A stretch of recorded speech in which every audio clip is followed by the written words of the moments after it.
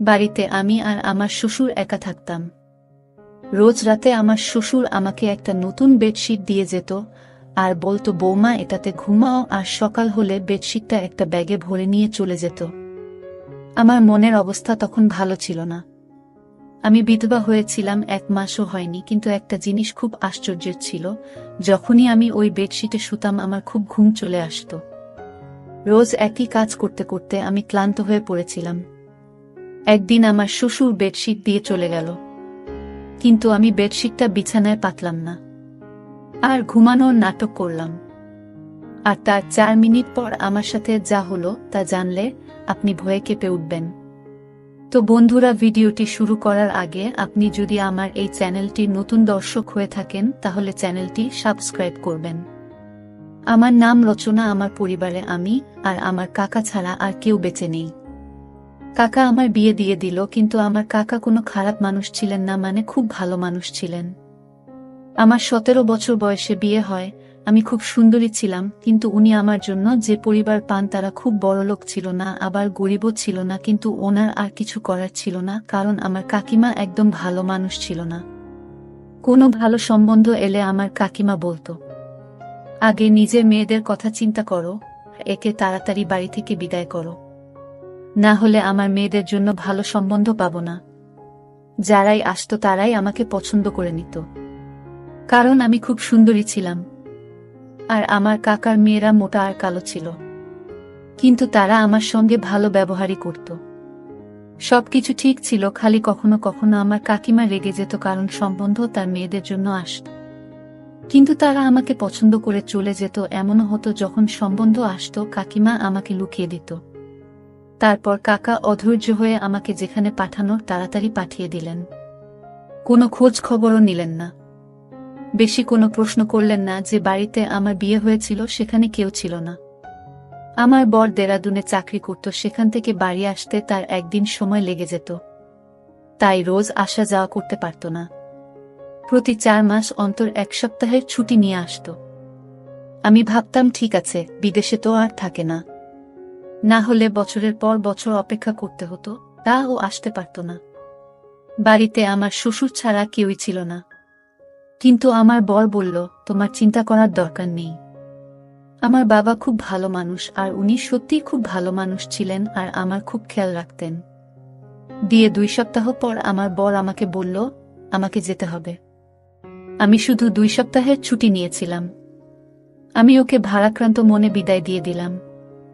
ওর নাম ছিল অলোক, আর আমার শ্বশুরের নাম ছিল কমল। আমার শ্বশুরও কাজে যেত, আমি সকাল সকাল ওনাকে টিফিন বানিয়ে দিলাম। উনি কাজে চলে গেলেন। উনি আমাকে বললেন, ঘরের দরজা বন্ধ করে রাখো, কেউ এলে খুলবে না। যখন আমি ফিরে আসব তখন আগে জিজ্ঞেস করবে কে এসেছেন, আমি তোমাকে বলবো আমি এসেছি, তারপর তুমি দরজা খুলবে। উনি আমাকে খুব ভালোবাসতেন, মেয়ের মতন আমার বায়না আবদার মেটাতেন। আমার মাথায় হাত রেখে চলে যেতেন। ফেরার সময় আমার জন্য সিনারা নিয়ে আসতেন। আমি বললাম, এসবের কি দরকার ছিল? উনি বললেন, তোমার নতুন বিয়ে হয়েছে, তোমাকে একটু সেবা তো করতেই হবে।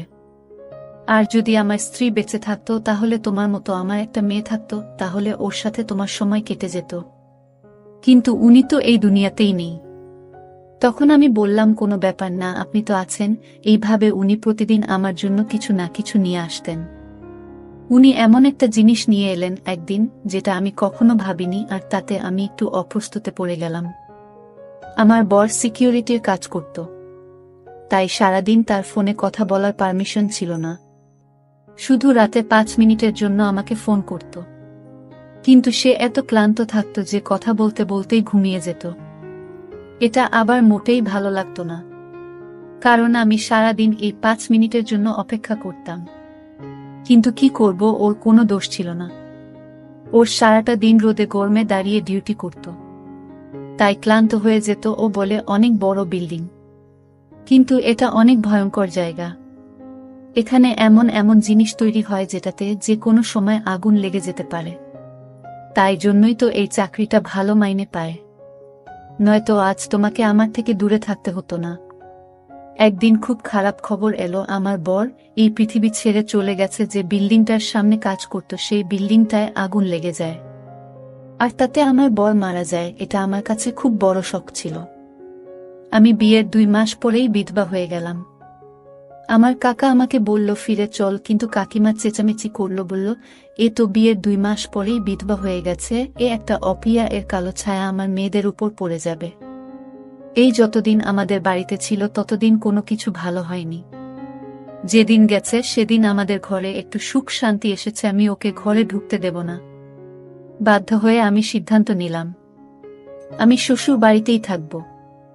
আমার কাকা বলল চিন্তা করিস না, আজকাল তো বিধবা ডিভোর্সি মেয়েদেরও বিয়ে হয়ে যায়, কাউকে না কাউকে পেয়ে যাবি। আমি তোর জন্য আবার ছেলে দেখব, কিন্তু আমি আর বিয়ে করতে চাই না, কারণ আমার বরের কথা আমার খুব মনে পড়ে।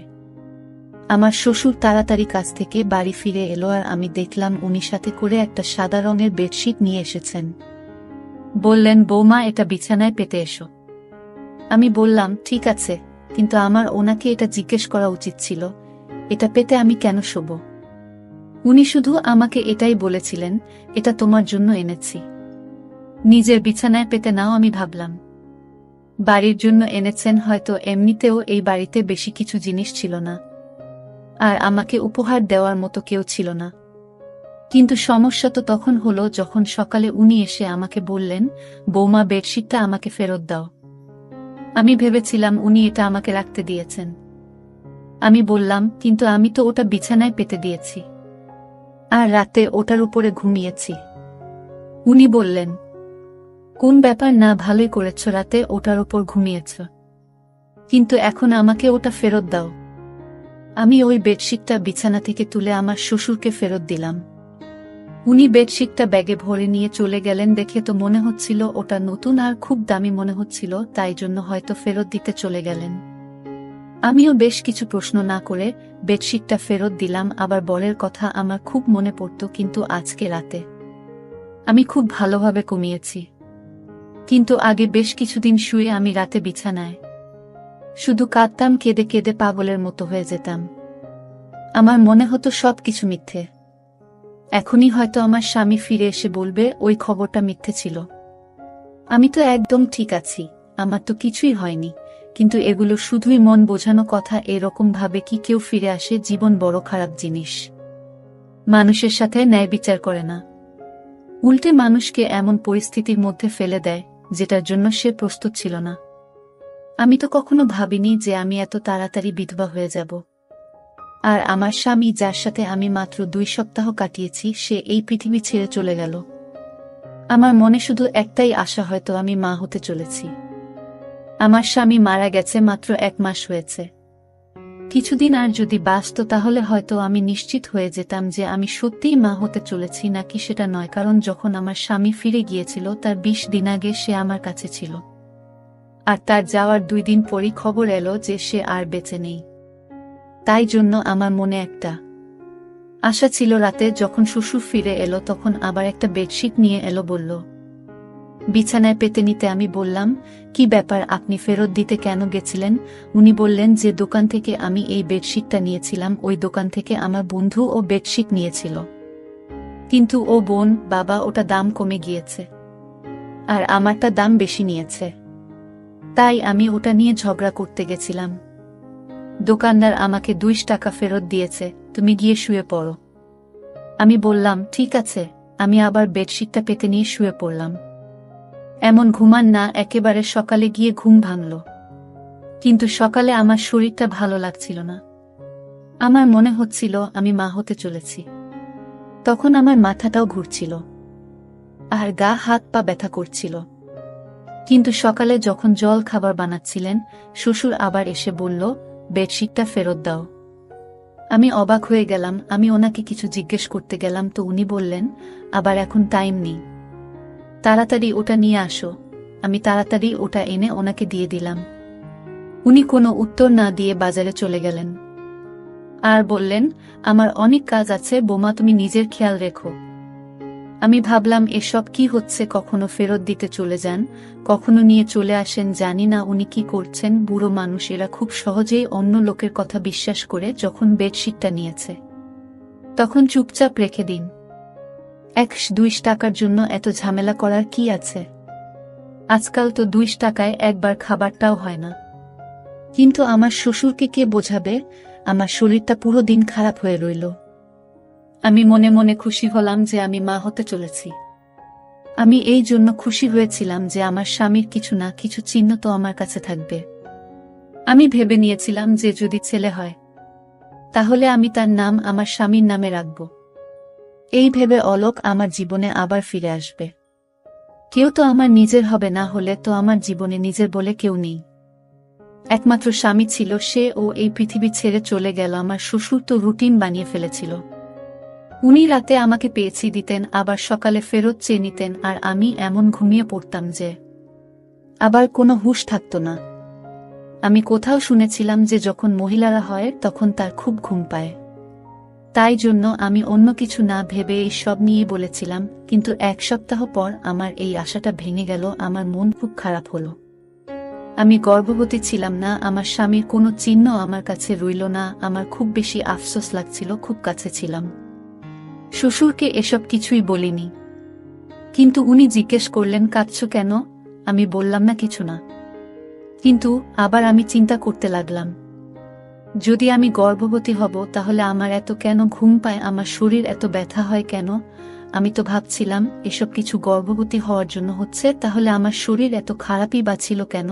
কিন্তু এখন কাকে বলবো? আমাকে ডাক্তারের কাছে নিয়ে চলো। শ্বশুরকে বলতে কেমন অস্বস্তি হচ্ছে।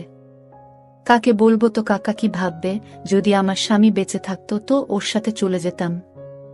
কিন্তু ধীরে ধীরে যন্ত্রণা বাড়তে লাগলো। রাতে খুব গভীরভাবে ঘুমিয়ে যেতাম, বুঝতে পারতাম না কখন ঘুমিয়েছি আর কখন জেগে আছি। আর এদিন এক দৃশ্য দেখে আমি তো অবাক হয়ে গেলাম। দেখলাম আমার শ্বশুর নিজেই বেডশিটটা ধরছে। আমি অবাক হলাম এটা ভেবে যে ইনি চাদরটা ধরছেন কেন? উনি কি মনে করেন যে আমি চাদরটা নোংরা করে ফেলেছি? তাই যদি মনে করে তাহলে আমাকে বললেই পারতেন, আমি নিজে ধুয়ে দিতাম। কিন্তু তিনি চাদরটা নিয়ে কি কাজ করছেন? এটা আমার ঘরে ছিল। আমি মনে করতাম আমার শ্বশুর ছেলের মৃত্যুতে হয়তো পাগল হয়ে গেছেন, অদ্ভুত অদ্ভুত কাজকর্ম করছেন। একটা চাদর গিয়ে বারবার খেয়ে ধরে রাতে বলে পেতে নাও, সকালে বলে ফেরত দাও। এই ধরনের আচরণ তো কোনো নর্মাল মানুষ করবে না। কিন্তু আমি কিছু বলতাম না, কারণ আমার থেকে বেশি ক্ষতি ওনার হয়েছিল। ওনার বুড়ো বয়সের লাঠি হারিয়ে গেছিল। আমার স্বামীর মৃতদেহটাও আমরা পাইনি।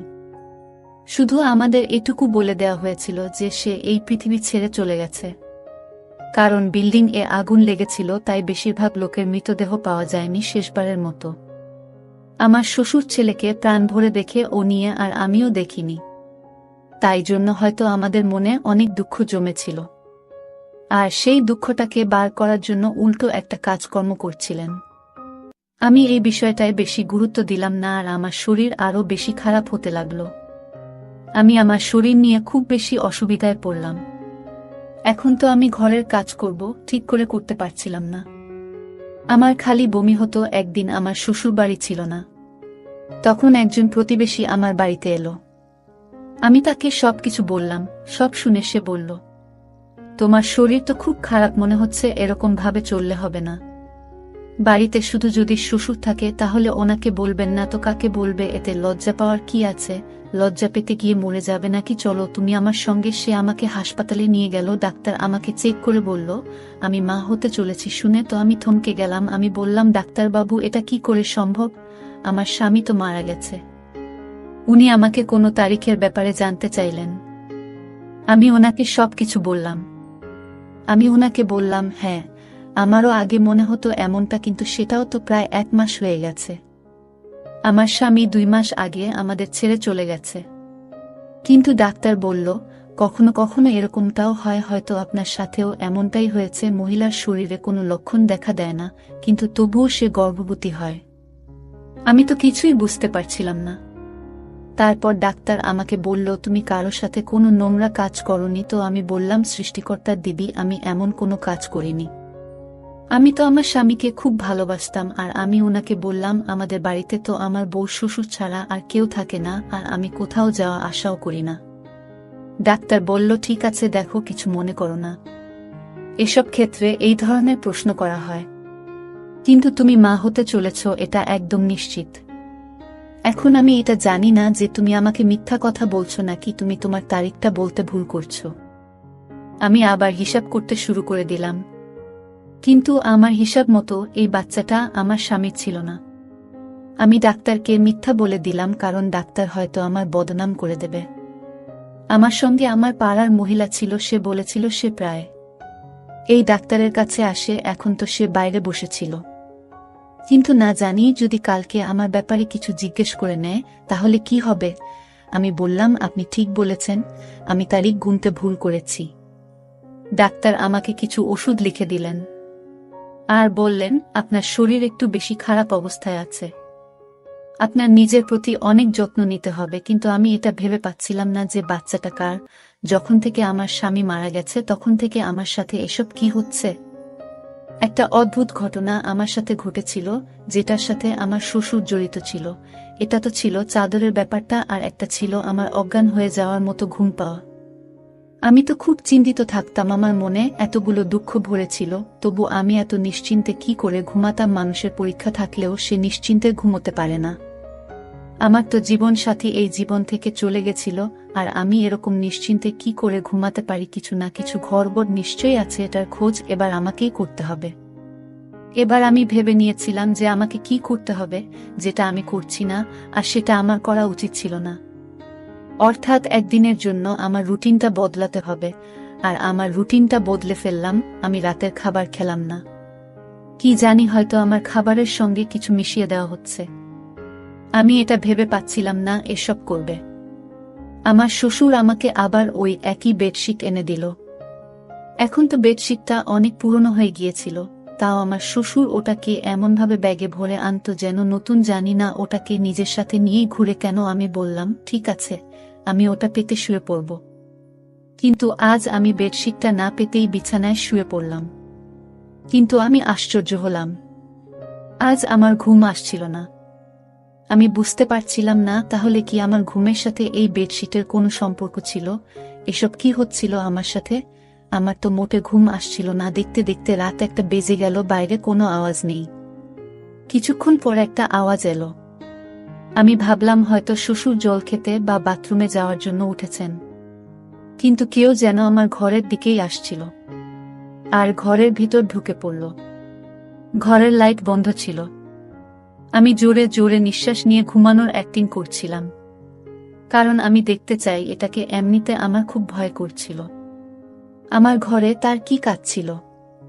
কিন্তু কিছুক্ষণ পর যখন সেই ব্যক্তি আমার পাশে এসে শুয়ে পড়ল আর আমাকে জড়িয়ে ধরল, তখন আমি চিৎকার চেঁচামেচি করতে শুরু করে দিলাম। তারপর লাইট জ্বেলে দেখতেই আমি চমকে গেলাম, কারণ সেই ব্যক্তি অন্য কেউ নয়, বরং আমার শ্বশুর ছিল। ওই চাদরটার দিকে দেখলেন আর রেগে গিয়ে আমাকে বলেন, আজকে চাদরটা পাতনি কেন?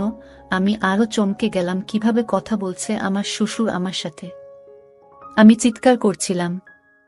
উনি বললেন, নোংরা মহিলা একটা, চেঁচাচ্ছিস কেন? আমি পুরোপুরি ঘাবড়ে গেছিলাম। আমি বললাম, আপনি এসব কি করছেন? আমার শ্বশুর ঘাবড়ে গেল। আমি আরো জোরে জোরে চিৎকার করা শুরু করে দিলাম। পাড়ার লোকজন সবাই এসে আমাদের দরজা খটখট করতে শুরু করে দিল। সব কি হচ্ছে? সেই মহিলারা আর তার স্বামী বাড়ির ভেতরে ঢুকে পড়ল, যার সাথে আমার একটু বন্ধুত্ব হয়েছিল। আমি ওদের চিৎকার করে শুধু এটুকু বললাম, পুলিশকে ডাকো, ইনি আমার ইজ্জতের উপর হামলা করেছেন। ওরা তো হকচকিয়ে গেল। সারা পাড়ার লোক জড়ো হয়ে গিয়েছিল।